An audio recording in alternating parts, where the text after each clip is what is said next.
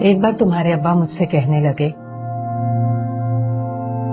بتاؤ تو انیسہ، سوچ کر بتاؤ کہ مرد شادی کیوں کرتا ہے؟ میں تو سچ مچ سوچ میں پڑ گئی۔ پھر بولے، مہینے بعد حساب کرو تو بیوی کا خرچہ مہینے کی 4 باہر والی عورتوں سے زیادہ ہوتا ہے، لیکن مرد پھر بھی شادی کرتا ہے۔ شادی پر لاکھوں کا خرچہ اور ہمت سے زیادہ بیوی کے ٹشن پورے کر کے دکھاتا ہے۔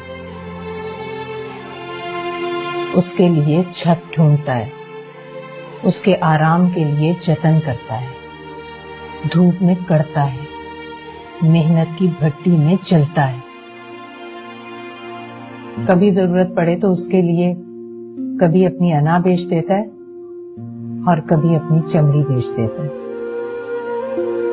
پتہ ہے کیوں؟ تم پوچھو نا کیوں؟ کیوں؟ کیونکہ مرد کی یہ والی عادت خدا جیسی۔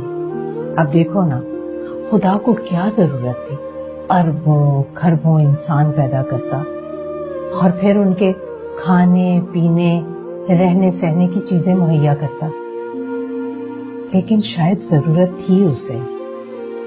وہ چاہتا تھا کوئی مخلوق ایسی ہو جو پوجا کرے اس کی، جو سجدہ کرے اس کے نام پر، عقل ہو، دلیل ہو اس کے پاس،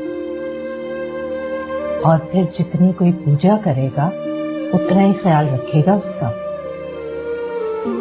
اور سب کچھ دے دینے کے بعد کہا کہ میں رحمان ہوں، رحیم ہوں، سب گناہ معاف کروں گا، لیکن شرک کبھی معاف نہیں کروں گا۔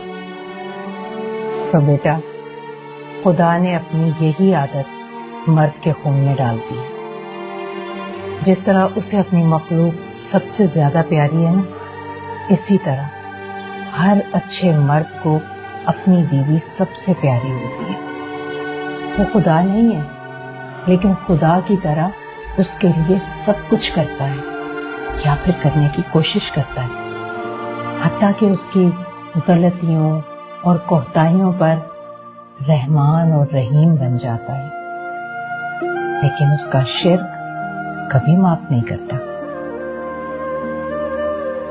یہ سب مجھے کیوں بتا رہی ہیں آپ؟ مجھ میں اور تجھ میں بس یہی فرق ہے بیٹا۔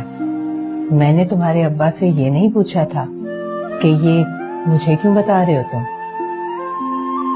خیر، عقل اور دلیل تو خدا نے تمہیں بھی دی ہے، تو بیٹھ کر سوچنا جب تمہارا سوچنے کو دل کرے۔